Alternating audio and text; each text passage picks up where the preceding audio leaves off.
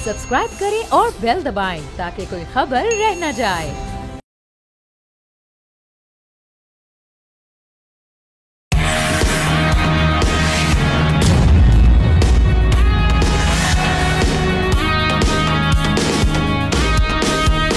अस्सलाम वालेकुम नाज़रीन, आप देख रहे हैं न्यूज़ पंच। मैं हूं आमना खटाना। जिस तरह से हमारे सामने खबरें मौजूद है, पाकिस्तान आखिरी जायजे के लिए IMF की तमाम अहम शराइत पूरी कर चुका है। अब मुज़ाकरात की कामयाबी IMF के इत्मीनान से मशरूत है।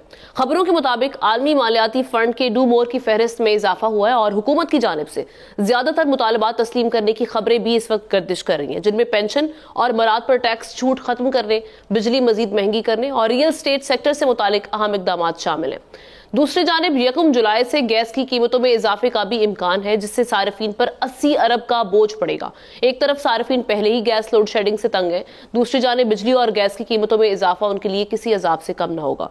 अब इस तमाम सूरत हाल में सवाल यह है कि IMF प्रोग्राम की मंजूरी से पाकिस्तान को कर्ज तो मिल जाएगा, लेकिन इसके आफ्टर शॉक्स क्या होंगे और मुआशी इस्तेहकाम लाने के लिए रोड मैप क्या होना चाहिए? ये सवाल है कि अपने पैनलिस्ट की जानिब बढ़ूंगी। तारुफ में करवा देती हूँ। नज़ीर लकारी साहब कराची स्टूडियोज में हमारे साथ मौजूद है। एहतशामुल हक साहब इस्लामाबाद स्टूडियो से हमें ज्वाइन कर रहे हैं। डॉक्टर दानिश वीडियो लिंक के जरिए और शहजादा जुल्फिकार साहब कोयटा से वीडियो लिंक के जरिए हमारे साथ मौजूद है। आप तमाम का बेहद शुक्रिया। एहतशाम साहब, सबसे पहले आपकी जानिब आऊंगी। ये किस तरह से देख रहे हैं IMF के साथ जो प्रोग्राम होने जा रहा है, इसका एक तो मुआशी इस्तेहकाम के लिए हमारा रोड मैप क्या होना चाहिए, दूसरे आफ्टर शॉक्स क्या देख रहे हैं अभी? पहली बात तो आमना यह है कि बुरे फंस गए हम। अब यह है कि ना जान छुड़ा सकते हैं ना अपने तौर पे कुछ कर सकते हैं, और ऐसे चंगुल में फंस गए हैं जो कि हमें कर्से से फंसे हुए हैं। लेकिन पिछले 1.5-2 सालों में तो हमारी सूरत हाल बहुत ख़राब हो गई है, इसलिए कि अब मैनेज करने के लिए हमारे पास फॉल बैक करने के लिए कुछ भी नहीं है, सिवाय इसके कि IMF के साथ दोबारा 24 पे प्रोग्राम में जाएँ, जिसका बुनियादी तौर पर सब फैसला कर चुके हैं। 1.1 बिलियन की आखिर किस्त मिल जाएगी, $3 बिलियन की। उसकी शराइत हमने सारी पूरी कर ली हैं। बिजली, गैस, पेट्रोलियम प्राइसेस बढ़ा दिए हैं, FBR का रेवेन्यू हमने बढ़ा दिया है। अब आगे जो आ रही है ना, बड़ी खौफनाक वो हैं शर्तें उनकी, कंडीशनैलिटीज़, जिसमें अभी देखें कि 550% गैस, अभी आप जिक्र कर रही थी प्रोग्राम से पहले, गैस की प्राइसेस में इजाफा करने का फैसला कर दिया गया, 550% हो चुका है। अब दोबारा से आप देख लें बढ़ाने की बात हो रही है। पेट्रोल प्राइसेस इस दफ़ा तो रोक दी गई, कहा जा रहा है कि अगली दफ़ा फिर झटका लगेगा। तो देखें, एक बड़ा प्लान एक बना के उनको दे दिया गया कि जी आपकी फहरिस्त दे दी हमने, सीधी IFBR को कह दिया उन्होंने कि जी इस वक्त आपके 50 लाख टैक्स पेयर की तादाद है, ये 25 लाख आपने इसमें और डालने हैं, और ये नहीं कि खाली नाम के आप बाकायदा अपना टैक्स रेवेन्यू बढ़ाएंगे और फिर साथ साथ हम रिव्यू करेंगे, रिव्यू उसके बाद फिर आपको किस्त दी जाएगी। तो मेरा ख्याल है मसला ये है कि हमें 7 से 8 बिलियन डॉलर की जो हमने एक बड़ा पैकेज हमने उनसे मांगा है, उस बड़े पैकेज की बड़ी शराइत भी आ गई है सामने। अब इसमें वो कहते हैं एक और आपका सबसे बड़ा मसला एनर्जी सेक्टर का जो है, जिसको कहते हैं बिगेस्ट होल है, 5 ट्रिलियन रुपीस का वो कहते हैं ये एनर्जी सेक्टर, बिजली और गैस का खसारा है। अब पेट्रोलियम का भी देखें 2.3 ट्रिलियन का खसारा आ गया। अब अंदाज़ा करें कि हमारे पास वो कहते हैं 75% हमारा GDP का जो है ना वो हमारे कर्ज़ों में चला जाता है, और उसके लिए हमें पैसे चाहिए बाहर से पैसा लेने के लिए, और सब लोग IMF की तरफ देख रहे हैं कि IMF का प्रोग्राम हमें मिलेगा तो एक कहते हैं ना clean bill of health to the economy IMF देगा तो बाकी चीज़ें चलेंगी। इसी तरह वर्ल्ड बैंक की IMF की मीटिंग में अब देख रहे हैं ये अप्रैल में हमें आखिरी किस्त मिल जाएगी, और फिर ये कहा जा रहा है कि जी 15 अप्रैल में हमारा जा रहे हैं हमारे फाइनेंस मिनिस्टर, वो वहाँ पे मीटिंग करेंगे वर्ल्ड बैंक IMF से, तो बहुत सारी चीज़ें, बहुत सारी शराइत भी सामने आएंगी। लेकिन बुनियादी चीज़ ये है कि जिसका रोना सारे लोग करते हैं कि जब तक आप होम ग्रोन अपना एक जिसको कहते हैं वायबल, इकोनॉमिकली वायबल अपना प्रोग्राम नहीं लेके जाएंगे, नहीं करेंगे, अदारा जाती रिफॉर्म अगर नहीं होंगी। इसी तरह से हमने देखा है कि जिस अंदाज से सारे सेक्टर में ख़ास तौर पर जिस पे सबसे ज़्यादा जोर दे रहा है IMF कि आपको रियल स्टेट के साथ साथ आपको आपके ज़री इस्लाहात करनी पड़ेंगी, और फिर ज़री इनकम पे इनकम टैक्स। भाई भी आखिरी बात कर दूं, ये कहा जा रहा है कि 50,000 वो कहते हैं कि लैंडेड जेंट्री बड़े जो हैं जिम्मेदार, उनके पास 450 से 500 एकड़ ज़मीन है, वो एक पैसा टैक्स नहीं देते। मुझे याद आ रहा है माजी में लेट 80s में कहा करते थे महबूल हक, सबसे बड़े इंटरनेशनल सतह के इकोनॉमिस्ट, कि 600 रुपया लैंडेड जेंट्री कमाती है, 1 बिलियन नहीं देती टैक्स में। तो मेरा ख्याल है बड़ा मुश्किल और कड़ा वक्त है। और आखिरी चीज़ जो है ना वो ये कि महंगाई का तूफान आएगा। महंगाई के तूफान की बुनियादी वजह जो है ना एक जिस अंदाज से हमारे कर्ज IMF से हमें कर्ज तो मिल जाएगा, लेकिन अब ये अवाम को जो रिलीफ देने की बातें हो रही हैं, ये किस तरह से बैलेंस कर पाएंगे? एक जानिब कर्ज के बाद हम कह रहे हैं कि तूफान आने वाला है IMF के बाद, جو پروگرام ہم شروع کریں گے اس کے بعد. پھر دوسری جانب ہم نے ریلیف کے وعدے بھی کیے ہوئے ہیں. دیکھیے $8 بلین کا آپ نے بیل آؤٹ پیکج لے کر چلے ہیں اور یہ کوئی معمولی نہیں ہے. $8 بلین ہے اور اس سلسلے میں آئی ایم ایف اور پاکستان کی جو معاشی ٹیم ہے ان کے درمیان کئی چیزوں پہ اختلافات آلریڈی موجود ہیں. جہاں تک یہ کہا گیا ہے کہ پاکستان جو ہے وہ آئی ایم ایف کے تمام شرائط پورے کر گیا، میری اطلاع کے مطابق ایسا نہیں ہے. کئی ایسے سیکٹرز ہیں جہاں پر ابھی بھی آئی ایم ایف ان کو پوائنٹ آؤٹ کر رہا ہے جو ان کے شرائط کا حصہ ہیں.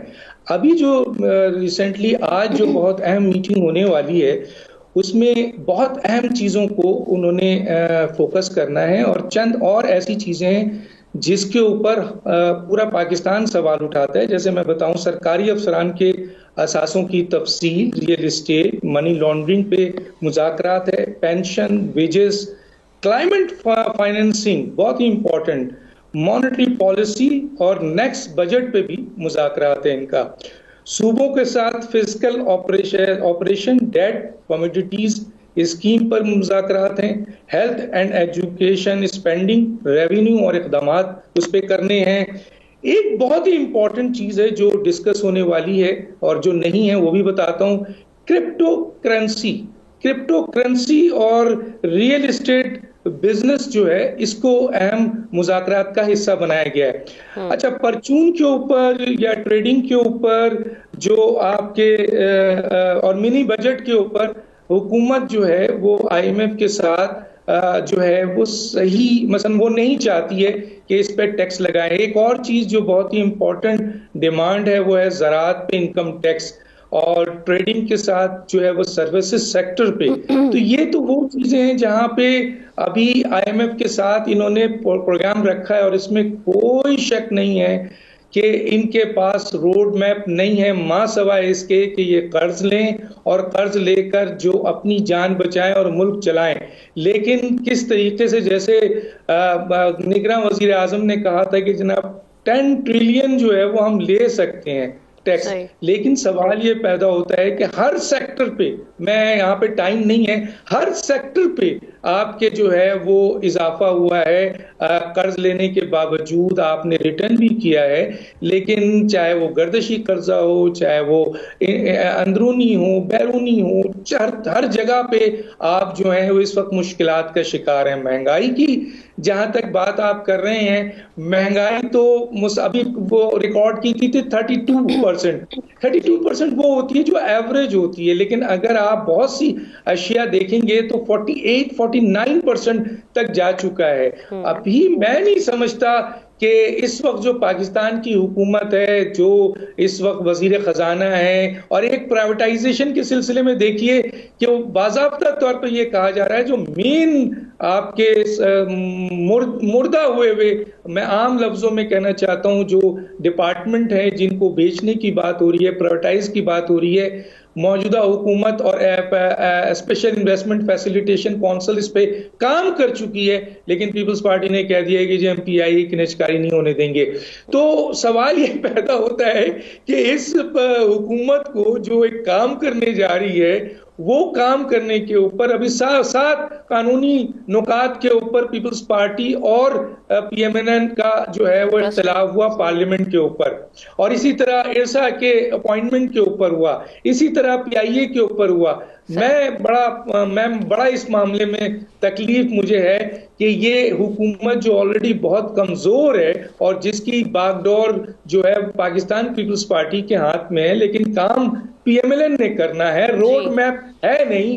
پالیسی آپ کی 8 سے اب یہ نویں پالیسی آپ بنا رہے ہیں، لیکن اس کو امپلیمنٹ کرنے کے لیے آپ کے پاس جو ایک طاقت ہوتی ہے، جو آپ کے پاس اختیار ہوتا ہے، وہ اختیار آپ کے پاس نہیں ہے. ابھی تو آپ کا مین مقصد یہ ہے کہ آئی ایم ایف سے آپ قرض لے سکیں اور اپنے آپ کو جتنا محدود کر سکیں ان کے سینکشنز پہ، یعنی ان کی جو سینکشنز ہوتا ہے کہ یہ چیزیں ہونا بہت ضروری ہے. دیکھتے ہیں کہ یہ حکومت موجودہ جو وزیر خزانہ ہے کس حد تک پاکستان کو 8 بلین بیل آؤٹ بھی کرتے ہیں اور اپنے لیے آسانیاں بھی پیدا کرتے ہیں پاکستان کے لیے. ٹھیک ہے ذوالفقار صاحب، آپ کا اس حوالے سے کیا سمجھنا ہے؟ روڈ میپ بیسکلی کیا ہونا چاہیے؟ کس طرح سے چیزوں کو دیکھنا پڑے گا؟ کیونکہ مہنگائی کا طوفان آلریڈی عوام پس رہی ہے، پھر ہم نے ایک طرح سے جو ہمارے منشور میں آیا یہ سب باتیں بھی کی گئیں کہ جی آئیں گے، ریلیف ملے گا،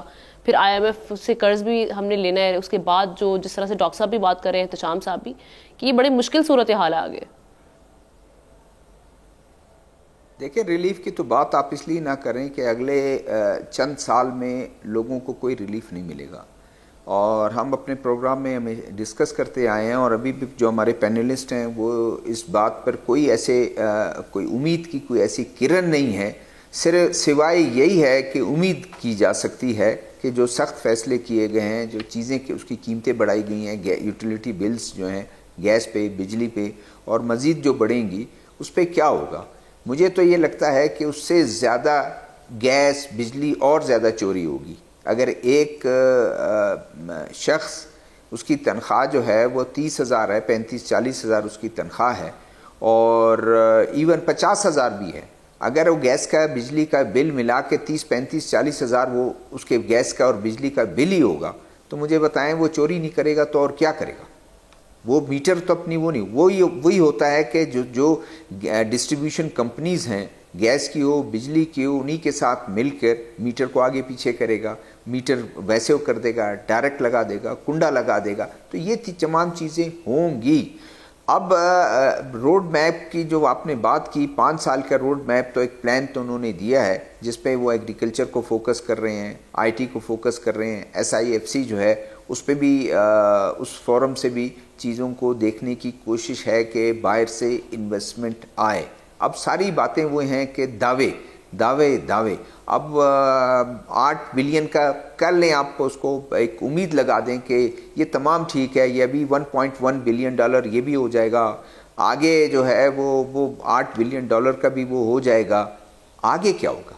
کیا ہم نے جب تک ہم ان ایریاز کو جہاں سے ہمیں آمدن ہونی ہے، جہاں سے ہم نے انڈسٹریل سیکٹر کو کچھ ایسا کرنا ہے کہ اس کی گروتھ ہو، وہ بڑھے، مضبوط ہو، ایکسپورٹ ہماری شروع ہو، ابھی بھی ایکسپورٹ ہے لیکن شروع سے مراد یہ ہے کہ بڑھے، اور تو پھر کدھر جا کر ہم یہ امید لگا سکتے ہیں کہ باہر سے انویسٹمنٹ آیا، یہاں سے اس کی جو ہے امپورٹ ہمارا کم ہوا، ایکسپورٹ ہماری زیادہ ہو گئی، اور ایگریکلچر سے چیزیں جو ہیں روزگار بھی، لائیو سٹاک، ایگریکلچر سے روزگار بھی وابستہ ہے. جو پڑھے لکھے نوجوان جو ہیں وہ کبھی گورنمنٹ کی طرف نہیں دیکھیں گے.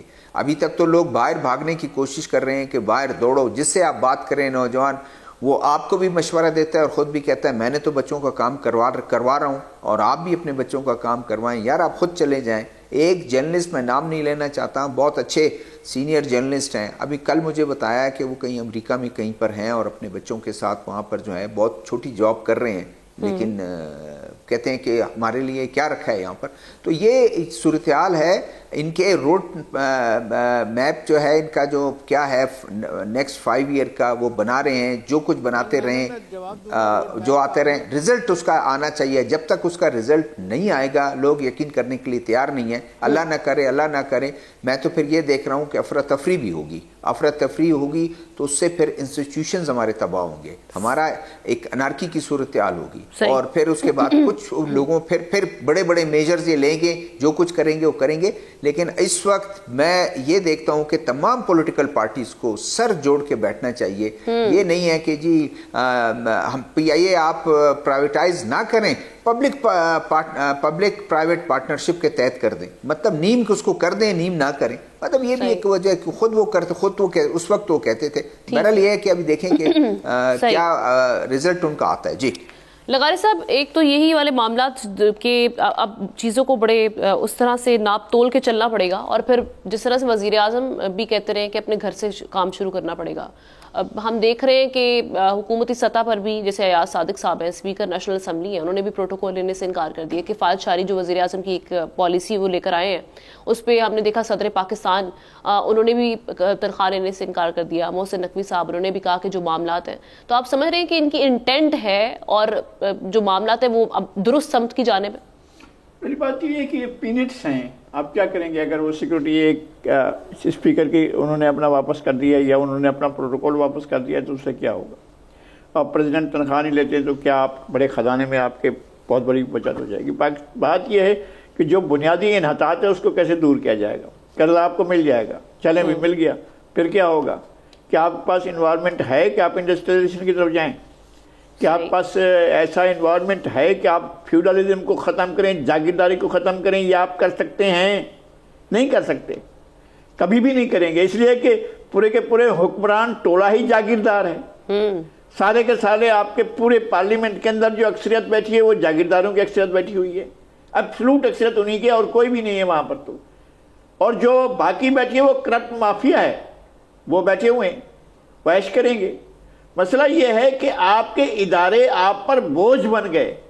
یہی ادارے جو دنیا بھر میں کماتے ہیں ہمارے یہاں بوجھ ہیں.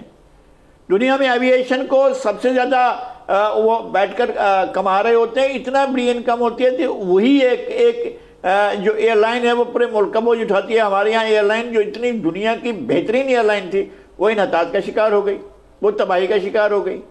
اسی طرح سے ریلوے کا ہے.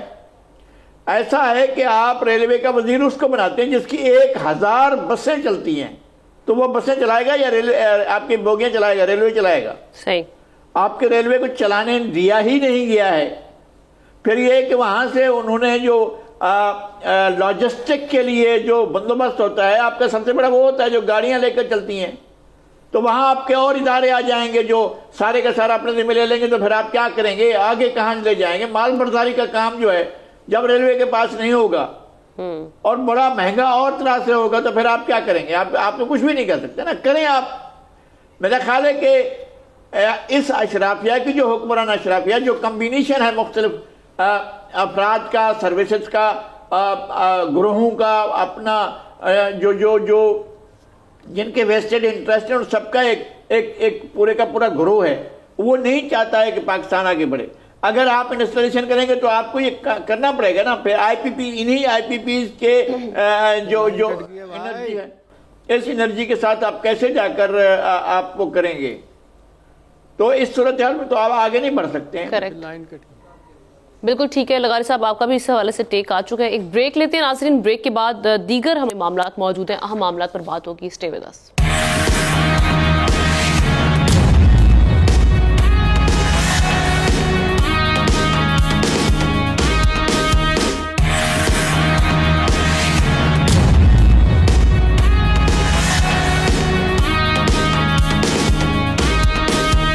Welcome back. اور جس طرح سے ہم دیکھ رہے ہیں ایک اہم ایشو ابھی سینٹ جس کے انتخابات ہونے جا رہے ہیں 2 اپریل کو، یہ زیر بحث ہے پاکستان کے ایوان بارہ کے انتخابات کے حوالے سے. لیکن خفیہ رائے شماری سے ہونے کے باعث سینٹ انتخابات تقریباً ہر مرتبہ ہی تنازعات، الزام تراشیوں اور خاص طور پر ہارس ٹریڈنگ کی زد میں رہتے ہیں.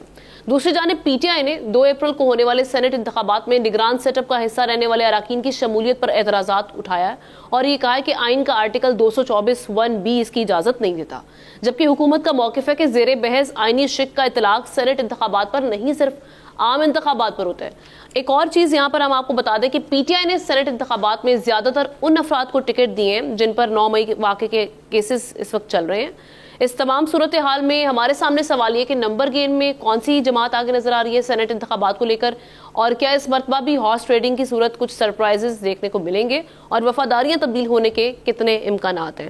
ڈاکٹر صاحب آپ کی جانب سب سے پہلے آؤں گی، بتائیے گا اس حوالے سے. دیکھیے سینٹ کا الیکشن ہے 248 اراکین جو کہ اب 96 ہیں ٹوٹل، تو 48 اراکین ہیں.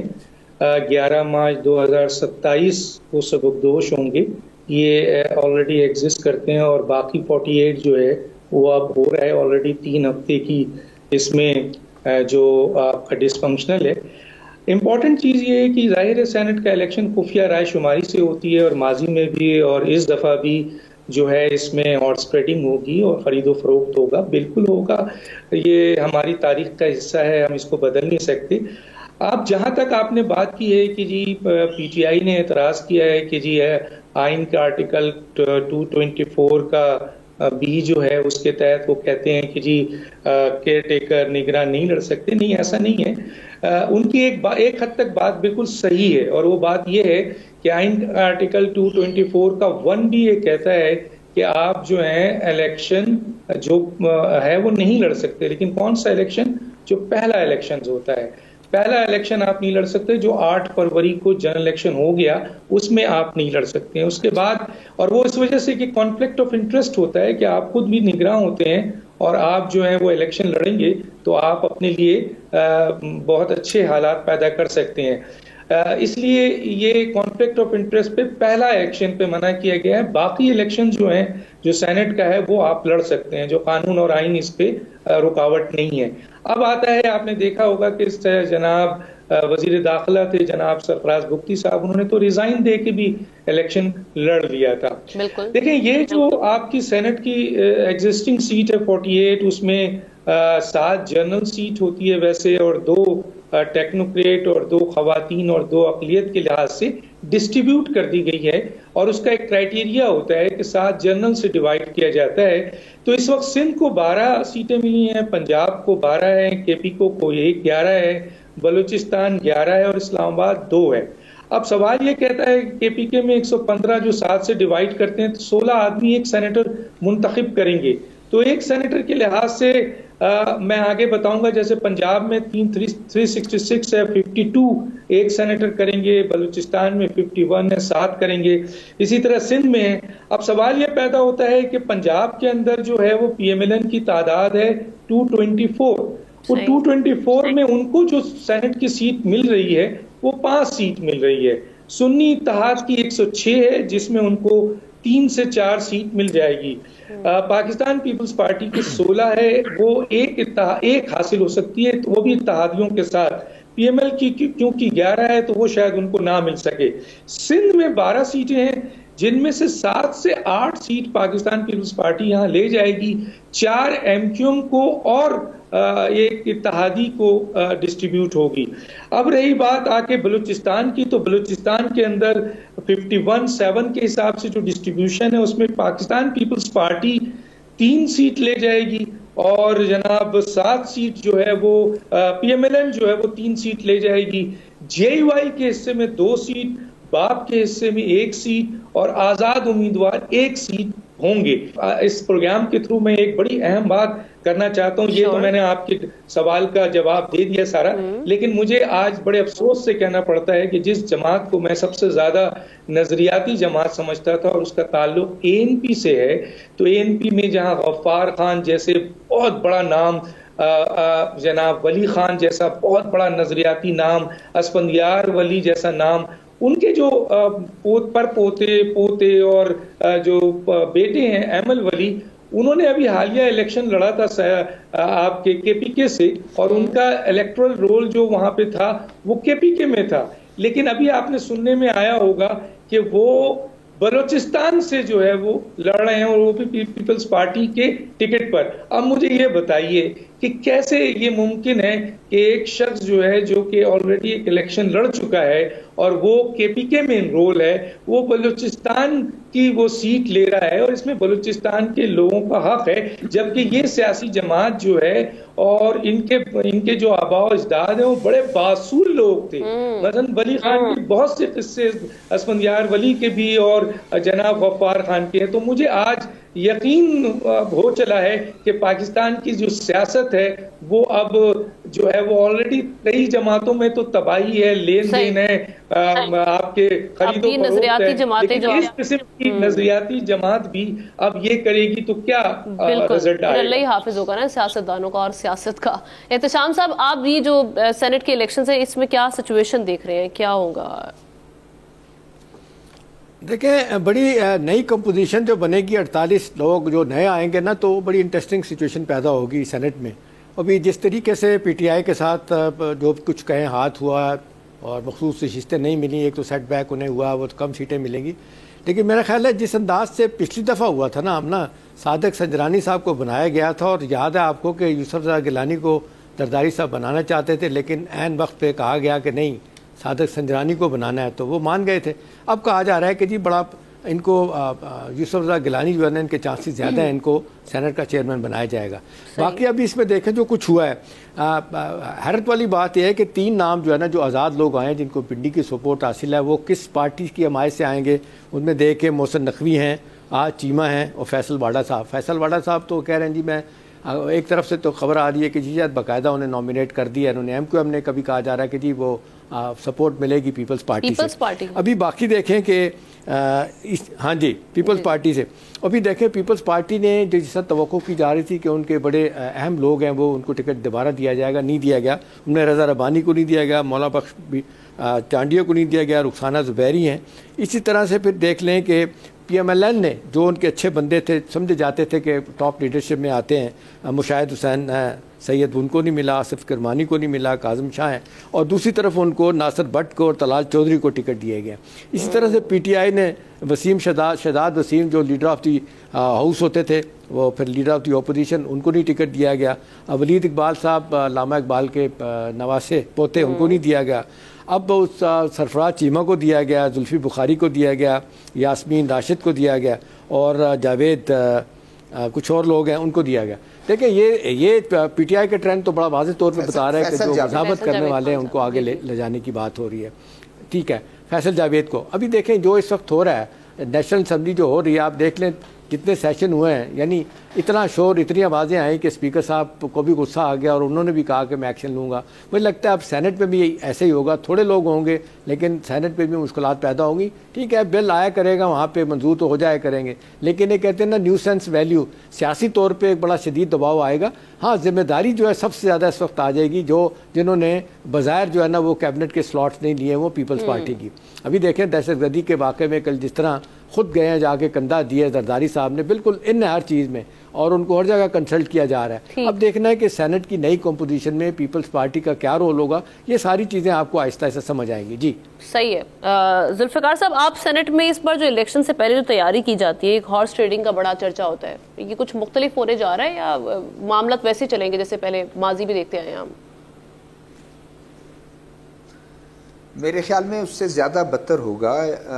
یہ چیزیں بلوچستان میں تو خیر میں اکثر کہتا ہوں اس لیے کہ ہارس ٹریڈنگ زیادہ جو ہے بھونڈے طریقے سے ہوگا. کبھی ہم سنتے تھے بلوچستان میں اور دوسرے ایریاز میں کوئی تھوڑے بہت پیسے کسی کو دے دیے اور کہا کہ یہ اس کی جو ہے یہ آپ کی مٹھائی ہے, یہ بھی اس کو رکھ لیجئے گا, میں اپنی خوشی سے دے رہا ہوں. اب تو باقاعدہ ڈیمانڈ کرتے ہیں, وہ کہتے ہیں کہ ہم نے الیکشن میں کروڑوں روپے خرچ کیا ہے, یہی تو موقع ہے. پارٹیاں خود چھوڑ دیتی ہیں کہ نہیں چھوڑ دیں. ہمارے ہاں تو پارٹیوں کے علاوہ بھی ایک دوسرے لوگ ہوتے ہیں جو ان کو کنٹرول کرتے ہیں, وہ خود کہہ دیتے ہیں, ان کے پاس ہی جا کے روتے ہیں کہ ہم نے جی 20 کروڑ خرچ کر دیے, 25-30 کروڑ خرچ کیے, ابھی ہم کیا کریں.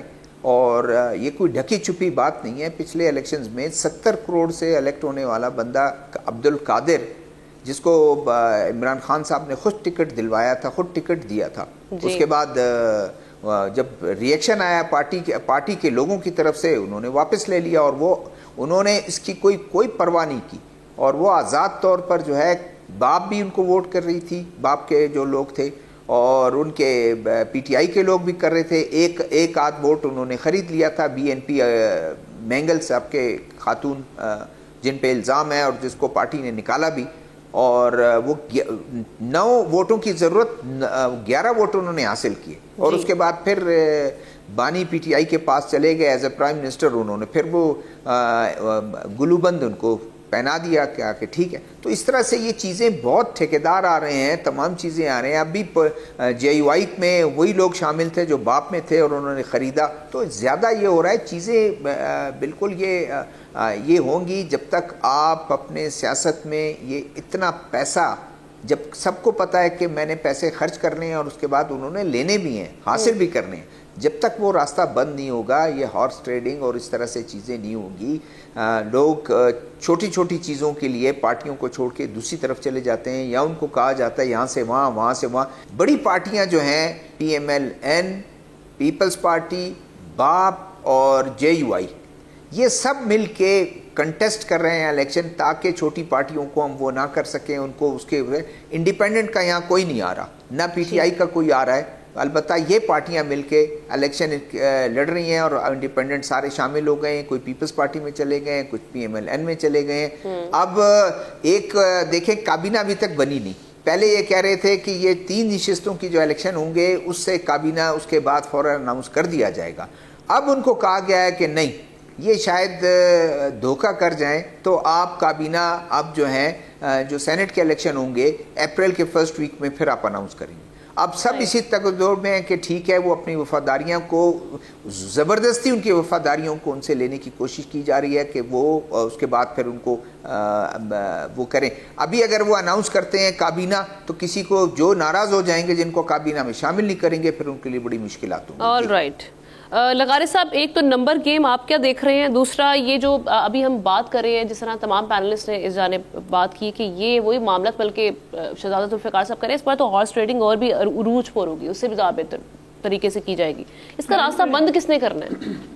سینٹ میں تو ایسا ہی ہوتا رہا ہے, پہلے بھی ہوتا رہا ہے اور اب بھی شاید ایسا ہی ہو رہا ہے. مجھے باچا خان کے خاندان کے ساتھ جو بات کی ہے میں ان کا بہت احترام کرتا ہوں, ڈاکٹر دانش صاحب کا, لیکن میرے خیال ہے احمد ولی خان کا بلوچستان سے آنا کوئی ایسی قیامت خیز بات نہیں ہے. آپ کو پتہ ہے کہ پرواز شیخ خان جو ہیں وہ سندھ سے ہیں اور رحمان ملک سندھ سے تھے, مصطفیٰ نواز کھوکھر سندھ سے تھے.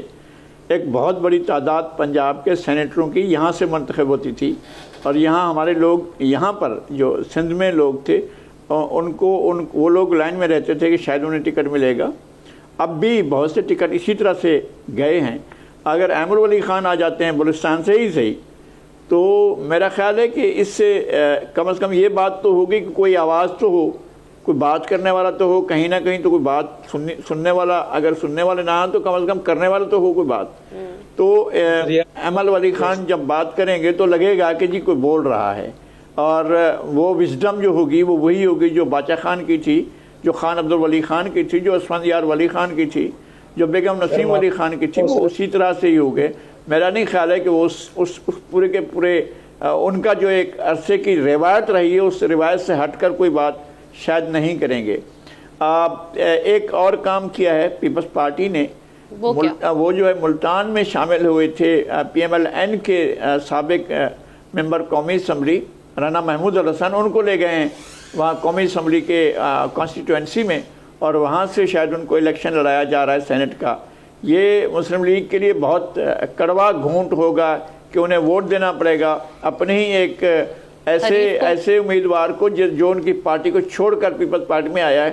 میرے خیال میں پھر بھی اگر دیکھا جائے تو ٹکٹوں کی تقسیم جو ہے کسی حد تک ایسے بغیر, یعنی یہ نہیں ہوتا ہے کہ کاروبار نہ ہوتا ہو, لیکن کاروبار تو ہوتا ہے, لیکن پھر بھی جو لوگ منتخب ہو کر آئیں گے ان میں سے اچھے جو سینیٹر ہوں گے جو نظریاتی بات کریں گے وہ بہرحال انہی پارٹیوں میں ہوں گے جو پہلے بھی نظریاتی بات کرتی رہی. چلیں جی تمام پینلسٹ کا جی ڈاکٹر آمنہ ایک بات میں ایڈ کر دوں. آمنہ سے میں صرف ایک بات ایڈ کر دوں. آمنہ مجھے اگر اجازت دیں میں ایک بات ایڈ کر دوں. جی کر لیں. اس میں رسپونڈ کرنے دیں, میرا نام لیا گیا ہے تو مجھے رسپونڈ کرنے دیں. دیکھیے آمنہ مجھے اجازت ہے 1 منٹ بولنے کی. جی سر آپ بولیں, پھر ذوالفقار صاحب آپ بھی اپنا ٹھیک رکھ لیجیے. آپ سے ایک بات کروں کیونکہ میرا نام لیا گیا ہے. بات دراصل یہ ہے کہ پیپلز پارٹی جعلی طریقے سے سینٹ کا الیکشنز جو ہے وہ کراچی اور لاہور کر دے, مسلم لیگ نون کرے, یہ کرتے رہے ہیں. یہ قوم پرست جماعتیں نہیں ہیں. قوم پرست جماعت ANP ہے اور غفار خان کی نظریات, ولی خان کا نظریات اور اسفندیار ولی کے نظریات میں یہ چیز شامل ہی نہیں ہے کہ وہ ایک دوسرے صوبے کے حق کو غصب کریں. پیپلز پارٹی ایسے کام کرتی رہی ہے, PMLN کرتی رہی ہے اور دوسری جماعتیں کرتی رہی ہیں. تو کم از کم میں صرف ایک چھوٹا سا واقعہ بتا دیتا ہوں. 1990 میں جناب ولی خان ہار گئے ایک سیٹ سے اور وہ کوئی مولانا اجمل تھے, تو بہت سارے لوگوں نے ان سے کہا سینٹرل ایگزیکٹو کمیٹی کے میٹنگ میں کہ ولی خان صاحب ہم اپنی سیٹ خالی کرتے ہیں, آپ جیت جائیں. تو ان کا 2 تھا. ایک تو یہ تھا कि उन्होंने कहा कि जब मेरी कॉन्स्टिट्यूएंसी से मुझे लोगों ने इलेक्ट नहीं किया तो मुझे इस पार्टी का सदर रहने का इख्तियार नहीं है। और दूसरा उन्होंने कहा कि अगर आप लोगों ने ज्यादा कहा तो मैं अपनी बुनियादी रुकनियत छोड़ दूंगा। ये है नजरियात एएनपी की। और यहाँ पे पीपल्स पार्टी के जाली तरीके से लेन देन और पीएमएलएन के लेन देन से उस कौम परस्त जमात को जिसकी एक आइडियोलॉजी है, हिस्ट्री है मौजूद, उससे मिला रहे हैं यार। खुदा के लिए आप आपकी पार्टी है, हम क्या करें। चले भाई, इस हवाले से टेक आपको सामने आ चुका है। जुल्फिकार साहब आप क्विकली आप ऐड कर लें, फिर उसके बाद हम क्लोजिंग की जाने बढ़े। जी, मैं इसमें सिर्फ ये ऐड कर दूं कि एक चेयरमैन सेनेट के लिए मुतवक्को उम्मीदवार जब जिस तरह यूसुफ रजा गिलानी के लिए कह रहे थे जी, तो एक नया नाम भी आ रहा है कि शायद जिस तरीके से प्रेसिडेंट आसिफ अली जरदारी जिस तरह से मामलात को तय कर रहे हैं जी, शायद अनवार उल हक साबिक केयर टेकर प्राइम मिनिस्टर का नाम भी गर्दिश कर रहे हैं और सेनेट के इलेक्शन में उन्होंने अपनी जमा करा दिया। जी चलें जी, ये आपकी तरफ से खबर भी हमारे सामने आ चुकी है। अब देखते हैं कि ये मामला किस जानिब जाते हैं। तमाम पैनलिस्ट का मैं शुक्रिया अदा करूंगी। प्रोग्राम का वक्त खत्म हुआ चाहता है, आपसे कल मुलाकात होगी। अल्लाह हाफिज।